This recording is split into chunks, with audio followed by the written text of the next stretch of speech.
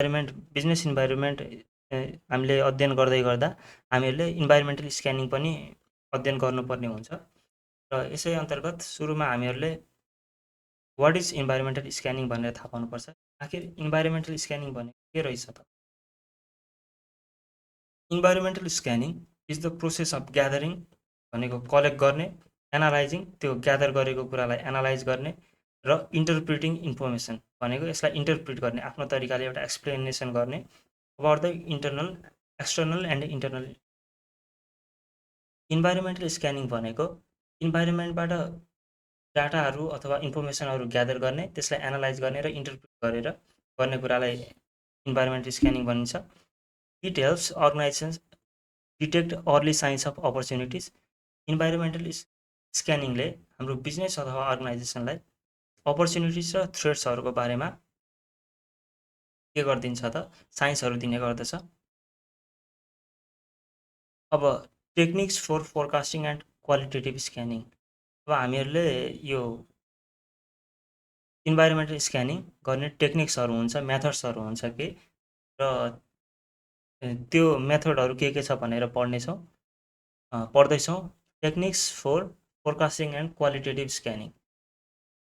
कसरी फोरकास्ट गर्न सकिन्छ त? कस्तो टेक्निकहरू युज गर्छ बिजनेसहरूले, के टेक्निकहरू हुन्छ, कस्तो मेथड युज गरेर इन्भाइरोमेन्टल स्क्यानिङ गर्छ, त्यो सब पढ्नेछौँ। पहिलो टेक्निक्स भनेको हाम्रो एक्जिक्युटिभ ओपिनियन हुन्छ। यसमा के गरिन्छ भन्दाखेरिमा एउटा आफ्नै बिजनेस अथवा कम्पनी अथवा अर्गनाइजेसनको के गरिन्छ, एक्जिक्युटिभ ओपिनियनहरू लिइन्छ। जस्तै सिइओज, डाइरेक्टर्स र यो पर्सन्सहरूलाई सोधेर के गर्ने भनेर त्यो एक्जिक्युटिभहरूको यस्तो ठुलो पोजिसनको मान्छेको ओपिनियन लिइन्छ र त्यसै आधारमा डिसिसन मेकिङ गरिन्छ। र सेकेन्ड भनेको हाम्रो सेकेन्ड टेक्निक भनेको एक्सपर्ट ओपिनियन छ। एक्सपर्ट भनेको एक्जिक्युटिभ ओपिनियन जस्तै के गरिन्छ, इन्टरनल स्टाफ भन्दा पनि त्यो बिजनेससँग रिलेटेड एक्सपर्टहरूको ओपिनियन लिइन्छ र त्यसै अनुसार आफ्नो डिसिजन लिइन्छ। पहिलो भनेको हाम्रो एक्जिक्युटिभ ओपिनियन, सेकेन्ड भनेको हाम्रो एक्सपर्ट ओपिनियन। एक्जिक्युटिभ ओपिनियन भनेको आफ्नै कम्पनीको सिइओज अथवा डाइरेक्टर्स, बोर्ड अफ डाइरेक्टर्स अथवा हायर अथोरिटीबाट लिइने ओपिनियन हो भने एक्सपर्ट ओपिनियन भनेको आउटसाइड द बिजनेस तर रिलेटेड टु बिजनेस, ती विज्ञ मान्छेहरूको ओपिनियन लिइन्छ। र डेल्फी टेक्निक भनेको के हो भन्दाखेरिमा थर्ड भनेको हाम्रो डेल्फी टेक्निक छ। A structured and interactive method for gathering data from a panel of experts without them meeting face to face. यसमा के गरिन्छ भन्दा त्यो एक्सपर्टहरू एउटा मात्रै एक्सपर्ट पनि धेरैवटा एक्सपर्टहरूलाई त्यो रिलेटेड क्वेसनहरू सोधिन्छ, तर फेस टु फेस भेटेर होइन कि क्वेसनरीको हेल्पबाट त्यसरी क्वेसन सोधिन्छ र यो सोधिन्छ र त्यसरी सोधेर एक्सपर्टहरूबाट डिफ्रेन्ट टाइप अफ आन्सर लिने गरिन्छ र त्यो आन्सरहरूलाई आफ्नै कम्पनीभित्रको एक्सपर्टहरूले एनालाइज गरेर बेस्ट एउटा डिसिजन छानेर त्यसै अनुसार डिसिजन गरिन्छ। र यो डेल्फी मेथडमा के गरिन्छ भन्दाखेरिमा a questionnaire is set to experts anonymously. एक्सपर्ट्सहरूलाई क्वेसनको एउटा सेट पठाइन्छ र their responses are summarised and return to the group. तिनीहरूको रेस्पोन्सेसहरू लेखिन्छ, राइट गरिन्छ र आफ्नो कम्पनीभित्रको अथवा बिजनेसभित्रको ग्रुपहरूमा पठाइन्छ त्यो आन्सरहरू। कम्पनीभित्रको एक्सपर्ट्सहरू तिनीहरूको आन्सरबाट बेस्ट डिसिजनहरू छान्छ, बेस्ट आन्सरहरू छान्छ र एउटा डिसिजनमा अथवा एउटा कन्सिक्वेन्समा नपुगुन्जेल यो प्रोसेस रिपिट हुन्छ।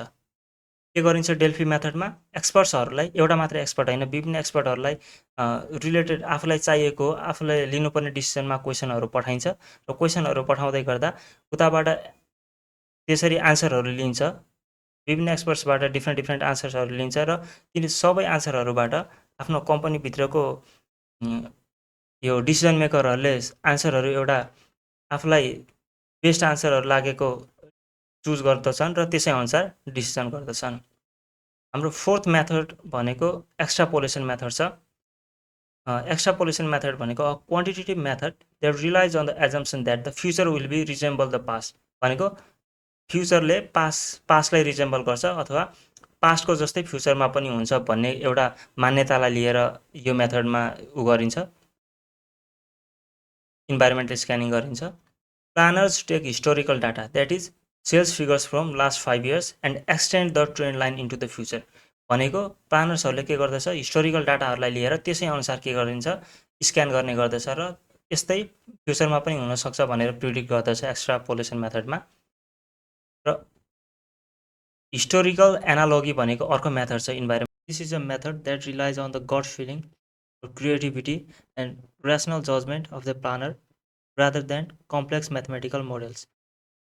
भन्न खोजेको म्याथमेटिकल मोडल्स अथवा कुनै स्टडी अथवा कुनै फ्याक्टहरूमा भन्दा पनि गट फिलिङ, एउटा प्लानरले के सोच्छ, उसलाई के कुरा गर्दा राम्रो लाग्छ, त्यो फिलिङ अनुसार यसमा के गरिन्छ, इन्ट्युटिभ रिजनिङमा त्यसरी प्लान गरिन्छ, त्यसरी स्क्यान गरिन्छ।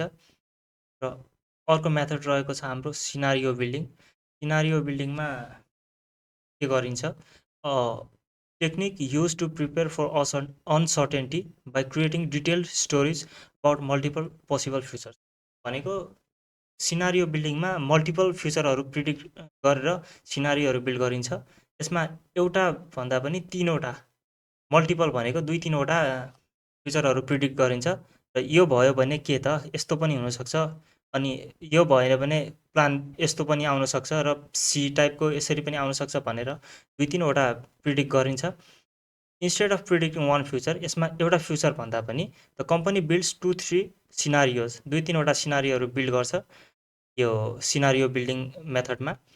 एउटा सिनारियो के हुन्छ, अप्टिमिस्टिक सिनारियो, जसमा आफूले प्लान गरेको सबै कुरा एभ्रिथिङ गोज राइट। र अर्को सिनारियो बिल्ड गरिन्छ पेसिमिस्टिक सिनारियो, जसमा एभ्रिथिङ गोज रङ, कम्प्लिटली रङ हुन्छ आफ्नो प्लानिङ भन्ने सिनारियो बिल्ड गरिन्छ। र थर्ड सिनारियो भनेको मोस्ट लाइकली सिनारियो, के चाहिँ हुनसक्छ भनेर यस्तो द मिडल ग्राउन्ड, यसरी सिनारियोहरू 2-3वटा गरिन्छ र त्यसै अनुसार प्रिपेयर गरिन्छ आफ्नो बिजनेसलाई। र अर्को मेथड हाम्रो छ 8th मेथड छ हाम्रो क्रस इम्प्याक्ट म्याट्रिक्स। यो क्रस इम्प्याक्ट म्याट्रिक्समा यो के रहेछ बुझौँ है त।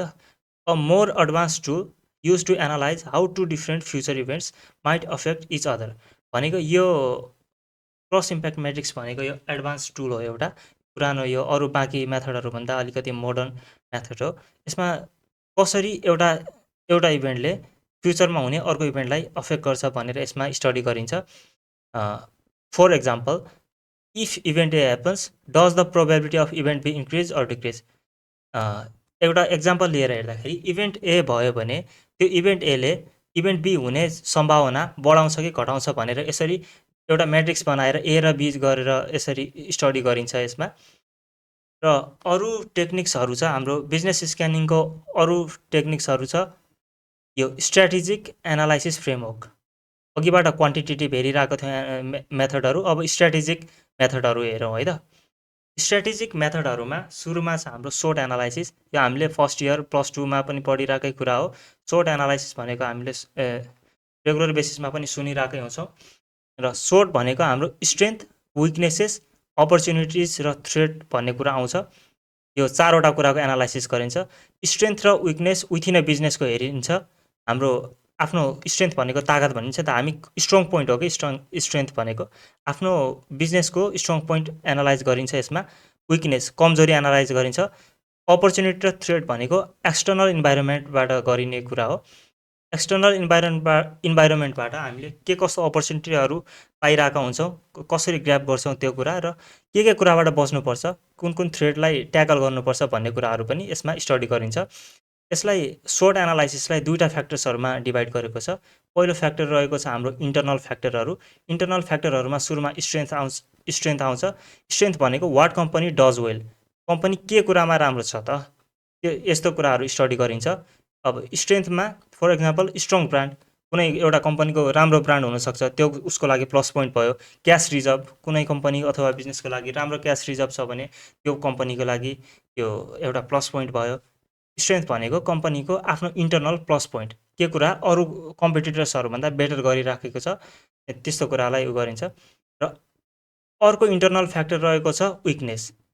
विकनेस अर्को इन्टर्नल फ्याक्टर हो। विकनेस भनेको इन्टर्नल लिमिटेसन्स। इन्टर्नल लिमिटेसन्सलाई विकनेस भनिन्छ। अब यसको लागि एक्जाम्पल हेर्ने हो भने हाई डेप्ट्स, बढी लोन भयो भने, बढी डेप्ट भयो भने, बढी ऋण भयो भने त्यो विकनेस भयो एउटा बिजनेसको लागि। आउटडेटेड टेक्नोलोजी भयो भने पनि यो एउटा बिजनेस अथवा कम्पनीको लागि अर्गनाइजेसनको लागि विकनेस नै हो। राम्रो बेटर टेक्नोलोजी, मोडर्न टेक्नोलोजी हुनेहरूले आफूभन्दा बेटर प्रोडक्टिभ रिजल्टहरू निकाल्न सक्छ, बेटर अपरेसन गर्न सक्छ। र अरू फ्याक्टरहरू यसको इन्टर्नल फ्याक्टर बाहेक सोर्टको एक्सटर्नल फ्याक्टरहरूमा पनि स्टडी गरिन्छ, स्क्यानिङ गरिन्छ। एक्सटर्नल फ्याक्टरमा पहिलो कुरा भनेको अपर्च्युनिटीहरू हो। अपर्च्युनिटिजहरू भनेको फेभरेबल एक्सटर्नल ट्रेन्ड्सहरू। आफ्नो अर्गनाइजेसनको लागि के कुराहरू फेभरेबल छ बाहिरी इन्भाइरोमेन्टमा, त्यसलाई हेरिन्छ।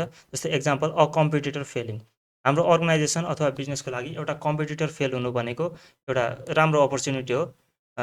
त्यो टेक ओभर गर्ने, त्यो मार्केट टेक ओभर गर्ने एउटा राम्रो अपर्च्युनिटी हो। अनि थ्रेट भनेको अर्को एक्सटर्नल फ्याक्टर हो, जोबाट हामीहरूले रेडी भएर बस्नुपर्छ, जसलाई ट्याकल गर्न प्रिपेयर भएर बस्नुपर्छ। र थ्रेट्स भनेको अनफेभरेबल एक्सटर्नल ट्रेन्ड भनेको आफ्नो लागि नराम्रो कुरा एउटा बिजनेसको लागि।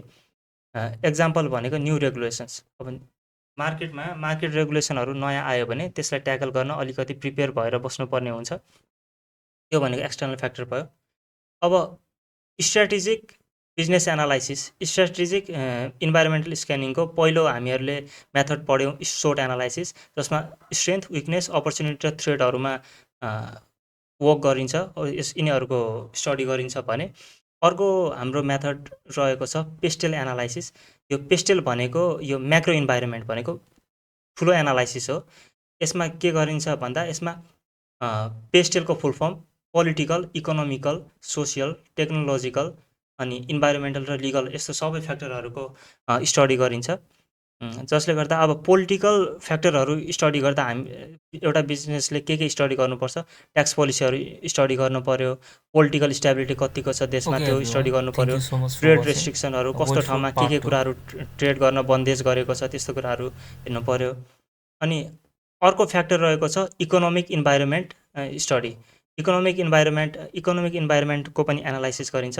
अब इकोनोमिक इन्भाइरोमेन्टमा पर्टिकुलरली यो इन्फ्लेसन रेट कस्तो छ हैन, अनि मार्केट इन्ट्रेस्ट रेट कस्तो छ, ब्याज दर कस्तो छ, अनि यो एक्सचेन्ज रेट्सहरू कस्तो छ, मुद्राको एक्सचेन्ज रेटहरू, यस्तो कुराहरूको एनालाइसिस गरिन्छ, स्टडी गरिन्छ।